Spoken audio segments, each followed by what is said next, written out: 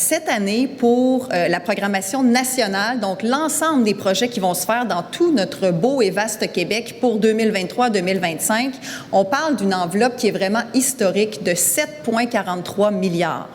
Et ça, c'est très important. 7,43 milliards là, pour l'ensemble des projets qu'on va faire au Québec dans les 2 prochaines années, c'est le plus gros montant qui a été annoncé à ce jour. Parce que quand on dit historique, des fois, bon, est-ce que c'est vraiment historique? Là, j'ai vérifié par moi-même, j'ai vérifié toutes les années antérieures, toutes celles en tout cas auxquelles j'ai pu remonter, et c'est vraiment le plus gros montant depuis très longtemps. 7,43 milliards pour l'ensemble des projets qu'on va réaliser au Québec d'ici les 2 prochaines années, 2023, 2024, 2025.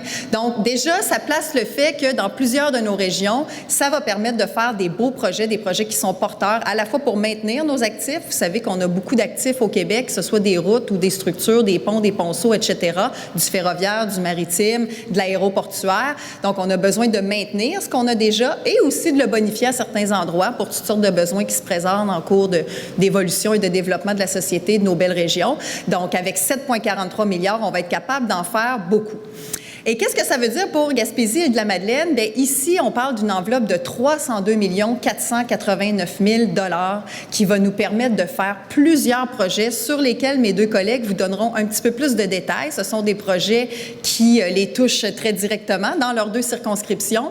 Donc, c'est eux qui vous en parleront un petit peu plus. Il y a entre autres des projets sur la 132. Et il y a des sommes aussi, et moi, je vais insister peut-être un peu plus sur ce projet-là, le fameux chemin de fer, qui est ce que j'appelle ici le highlight. Là. Moi, tu sais, évidemment, comme ministre des Transports et de la Mobilité durable, je regarde une foule de projets un peu partout au Québec et dans certaines régions, on a toujours des projets dont on entend plus parler, et, bon, qui sont les projets principaux, je dirais, dans nos diverses régions du Québec. Et ici, le chemin de fer, c'est vraiment un projet qu'on a à cœur, sur lequel on met énormément de temps, de travail, d'énergie.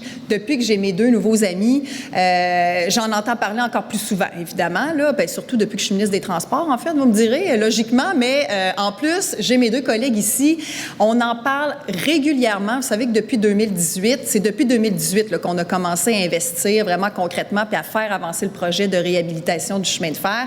Et en 2018, à l'arrivée donc de la CAQ, je ne dis pas qu'il n'y a absolument rien qui a été fait avant, mais depuis 2018, on a été très, très actifs. À ce jour, en termes de sommes investies, on est à 142,5 millions. À ça s'ajoute ce qu'on va investir, entre autres, dans la programmation régionale qu'on vous annonce aujourd'hui. On a des sommes de 88 millions, 88,4 millions précisément pour les 2 prochaines années pour le maintien, pour divers travaux sur les 3 tronçons.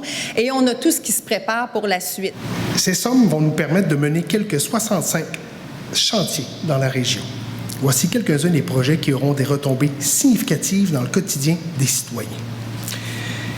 La reconstruction du pont sur la route 132, au-dessus de la rivière de l'Anse-Pleureuse à Saint-Maxime-du-Mont-Louis, en Haute-Gaspésie, prolongera la durée de vie de notre structure. Aussi, reconstruction du pont sur le 3e rang ouest, au-dessus de la voie ferrée à New Richmond, dans la MRC de Bonaventure. Une autre bonne nouvelle. La réfection du pont de la route 132, au-dessus de la rivière du Petit-Pabot, à Chandler, dans la MRC du Rocher-Percé, permettra à terme d'améliorer le confort au roulement. Asphaltage du boulevard Renard à Rivière-au-Nord, dans la côte de Gaspé. De la rue Jalbert à la rue des Peupliers, sur 5,1 km, et de la montée de Rivière-Maurice à partir du boulevard Renard sur 800 mètres, pour la côte de Gaspé. Asphaltage de la route 132, de l'intersection du chemin Sillard jusqu'au pont interprovincial, sur 4,2 km, à Matapédia, dans la MRC d'Avignon. Une autre bonne nouvelle. Concernant le bilan 22, je fais un retour sur la saison 22 des travaux. Plusieurs projets ont été menés à terme dans la région ou sont sur le point de l'être grâce à nos partenaires sur les chantiers. Nous vous remercions pour le travail accompli. J'en cite quelques-uns. La réfection d'éléments du tablier du pont sur la route 132, au-dessus de la rivière Dartmouth, et l'asphaltage de la route 132 à partir des ponts de la traverse de Saint-Majoric vers l'est sur 5,4 km à Gaspé. La construction de feux de circulation à l'intersection de la route 132 et du chemin de Saint-Edgar à New Richmond. L'asphaltage sur la route 132 à Carleton-sur-Mer dans la MRC d'Avignon. C'est donc un bilan très positif pour la région et nous pouvons en être fiers. Notre gouvernement souligne souvent le fait que le développement socio-économique des régions est l'une de ses grandes priorités. L'annonce d'aujourd'hui confirme cet engagement ferme. Les chantiers qui en découlent génèrent de nombreux emplois de qualité et de retombées positives dans nos collectivités. Alors, notre gouvernement respecte une fois de plus son engagement en faisant de la réhabilitation du chemin de fer une vraie priorité pour la Gaspésie. D'ailleurs, ce sont au-delà de 88 millions qui seront injectés en projets ferroviaires dans notre région pour les 2 prochaines années. Des investissements majeurs qui vont largement contribuer à atteindre notre objectif ultime, remettre le chemin de fer en marche sur pas moins de 325 km pour enfin arriver à Gaspé. La réfection du chemin de fer, c'est essentiel. Ça va participer, bien sûr, à la vitalité économique de notre région, grâce notamment au transport de marchandises, et ce, dans une perspective efficace, sécuritaire et durable.